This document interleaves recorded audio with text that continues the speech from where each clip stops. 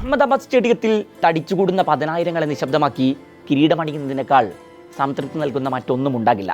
3 വർഷം മുമ്പാണ് 2023 ഏകദിന ലോകകപ്പ് ഫൈനലിന് തൊട്ട് മുമ്പ് ഓസ്ട്രേലിയൻ ക്യാപ്റ്റൻ പാറ്റ് കമ്മിൻസ് പറഞ്ഞ വർത്തമാനം ഇപ്പോഴും ഇന്ത്യൻ ആരാധകരുടെ ചെവിയിൽ ഒരു ഇടിമുഴക്കമാണ്. ഫൈനലിലേക്കുള്ള യാത്രയിൽ മുന്നിൽ കിട്ടിയവരെയൊക്കെ തകർത്ത് തരിപ്പണമാക്കി എത്തിയ ഇന്ത്യക്കെതിരെ അവരുടെ മണ്ണിൽ വെച്ച് ഇത്രയും കോൺഫിഡൻസ് ഉള്ളൊരു വർത്തമാനം പറയാൻ ചില്ലറ ധൈര്യമൊന്നും പോരാ. ഒടുവിൽ കമ്മിൻസിന്റെ വാക്കുകൾ അച്ചട്ടായി. മരണക്കിടക്കയിൽ പോലും നിങ്ങൾ ഓർമ്മിക്കുന്ന ലോകകപ്പ് ഫൈനലിലെ മൊമെന്റ് ഏതായിരിക്കും എന്നൊരിക്കൽ ചോദിച്ചപ്പോൾ വിരാട് കോഹ്ലിയുടെ വിക്കറ്റ് എന്നാണ് കമ്മിൻസ് മറുപടി പറഞ്ഞത്. Boys, listen to the crowd for a second. Kohli വീണതിന് ശേഷം സ്റ്റീവ് സ്മിത്ത് ഓസ്ട്രേലിയൻ താരങ്ങളോട് പറഞ്ഞു. ഒരു ലൈബ്രറിയിലേതിന് സമാനമായ നിശബ്ദതയായിരുന്നു അന്നവിടെ തളം കെട്ടിക്കിടപ്പുണ്ടായിരുന്നത്. കമ്മിൻസ് ഓർത്തെടുത്തു. അഹമ്മദാബാദിൽ ഇന്ത്യ വീണ്ടും ഒരു കലാശപ്പോരിന് തയ്യാറെടുക്കുമ്പോൾ മിച്ചൽ സാന്നർ കമ്മിൻസിന്റെ മുന്നറിയിപ്പ് ആവർത്തിച്ചു. എല്ലാവരും ഒരേ ഡയലോഗ് തന്നെയാണല്ലോ അടിക്കുന്നത്, പുതിയത് വല്ലതുമുണ്ടെങ്കിൽ കൊണ്ടുവരൂ എന്നായിരുന്നു സൂര്യകുമാർ യാദവിന്റെ മറുപടി. സൗത്ത് ആഫ്രിക്കെതിരെ കിവീസ് കുറിച്ച തകർപ്പൻ ജയം അപ്പോഴും ഒരു ഭീതിയായി ഇന്ത്യൻ ആരാധകരുടെ ഉള്ളിൽ കിടപ്പുണ്ട്. ഒറ്റ തോൽവി കൊണ്ട് തന്നെ നിർഭാഗ്യങ്ങളുടെ കൂടാരം എന്ന പേര് അഹമ്മദാബാദ് സ്റ്റേഡിയത്തിൽ വീണിട്ടുണ്ട്. എന്നാൽ ഇക്കുറി ഇന്ത്യ ആ ചീത്തപ്പേരൊക്കെ തേച്ചു മാറ്റി കളഞ്ഞു. Complete dominance. 300 എന്ന മാന്ത്രിക സംഖ്യയിൽ ഇന്ത്യ ഇക്കുറി തൊടുമെന്ന് ക്രിക്കറ്റ് പണ്ഡിറ്റുകളൊക്കെ ലോകകപ്പിന് മുമ്പേ വിലയിരുത്തിയതാണ്. എന്നാൽ ആ വർത്തമാനത്തിന് ഷാഡ്ലി ഷാൽക്കിക്കിന്റെ മുന്നിൽ എത്തുന്നത് വരെ ആയുസുണ്ടായിരുന്നുള്ളൂ. കഴിഞ്ഞ T20 ലോകകപ്പിന് ശേഷം കുട്ടി ക്രിക്കറ്റിൽ ഇന്ത്യ പുലർത്തുന്ന ഡൊമിനൻസ് ചോദ്യം ചെയ്യപ്പെടാൻ പോവുകയാണോ? വാങ്കഡയെപ്പോലെ ബാറ്റർമാരുടെ പറുദീസിയായ ഒരു പിച്ചിൽ USA പോലെ ക്രിക്കറ്റ് ഭൂപടത്തിൽ വലിയ മേൽവിലാസങ്ങളൊന്നുമില്ലാത്തൊരു ടീം ഇന്ത്യയെ 161 റൺസിന് എറിഞ്ഞിടുന്നത് കണ്ടപ്പോൾ പലരും ചോദിച്ചത് അതാണ്.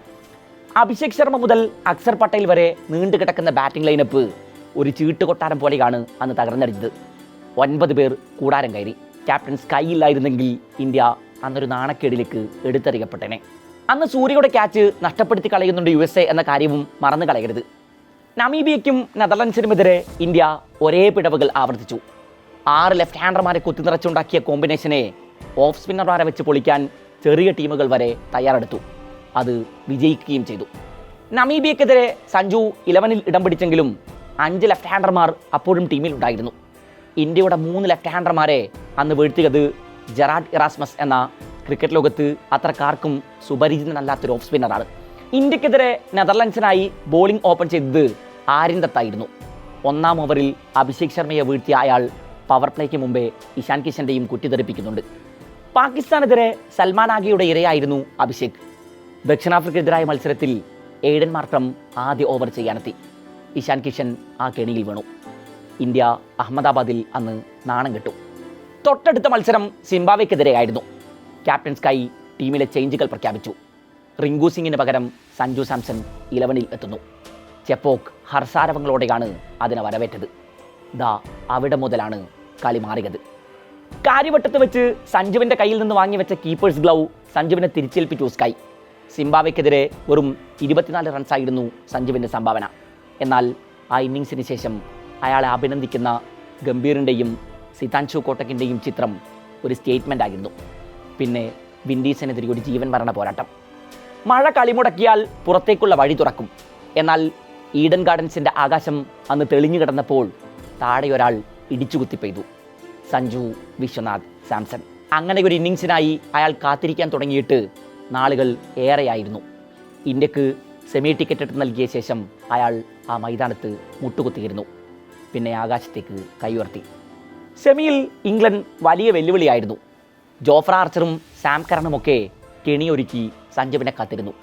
എന്നാൽ ഹാരി ബ്രൂക്കിൻ്റെ കണക്ക് കൂട്ടലുകളൊക്കെ പിഴച്ചു. ആർച്ചർ അന്ന് ആദ്യമായി സഞ്ജുവിന് മുന്നിൽ നിരായുധനായി. ഗാലറിയിലേക്ക് തുടരെ പന്തുകൾ മൂളിപ്പറന്നു.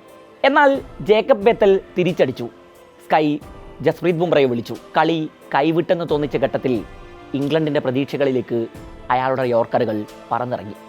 ഹർദിക് പാണ്ഡ്യ അയാൾക്കൊപ്പം ആ വലിയ ദൗത്യം പൂർത്തിയാക്കി. കലാശപ്പോരിലേക്ക് സൗത്ത് ആഫ്രിക്കയെ വീഴ്ത്തിയെത്തിയ കിവീസിനെ ഭയക്കണമെന്ന് പലരും മുന്നറിയിപ്പ് നൽകിയതാണ്. എന്നാൽ കരുതിയതുപോലെയൊന്നും സംഭവിച്ചില്ല. അഭിഷേക് ശർമ്മയുടെ കംബാക്കിന് സാക്ഷിയായി അഹമ്മദാബാദ്. ടൂർണമെൻറ്റിൽ ആദ്യമായി ഇന്ത്യൻ സ്കോർ 300 കടക്കുമോ എന്ന് തോന്നിച്ചു. മറുപടിയിൽ സീഫേർഡ് ഇന്ത്യക്കെതിരെ അയാളുടെ അപ്രമാദിത്വം തുടർന്നു.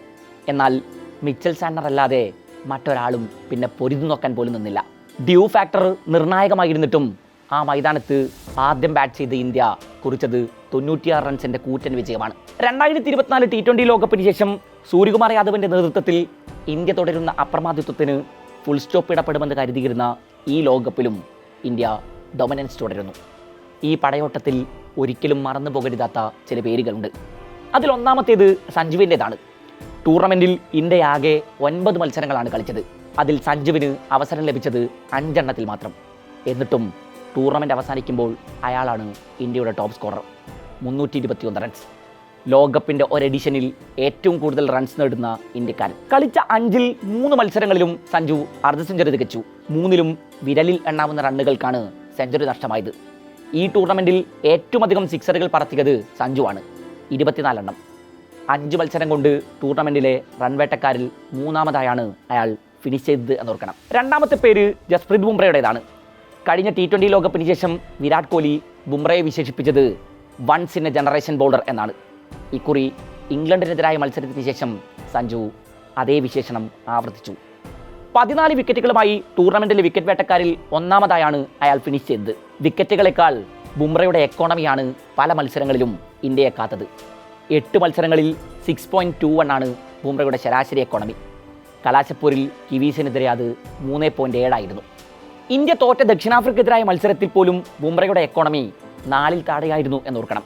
ഹർദിക് പാണ്ഡ്യയുടെ ഓൾറൗണ്ട് മികവ്, ബാറ്റ് കൊണ്ട് സ്ഥിരതയാർന്ന പ്രകടനങ്ങൾ പുറത്തെടുത്ത ശിവൻ ദുബെ, ടോപ്പ് ഓർഡറിൽ ഇഷാൻ കിഷൻ്റെ ഫയർ വർക്ക്സ്, ഫീൽഡിൽ അക്സർ പട്ടേലിൻ്റെ എഫേർട്ടുകൾ, അങ്ങനെ ഗ്ലോറിയിലേക്കുള്ള സഞ്ചാരത്തിൽ രാജ്യത്തിൻ്റെ ബാറ്റൺ കയ്യിലെത്തിയവർ ഏറെ.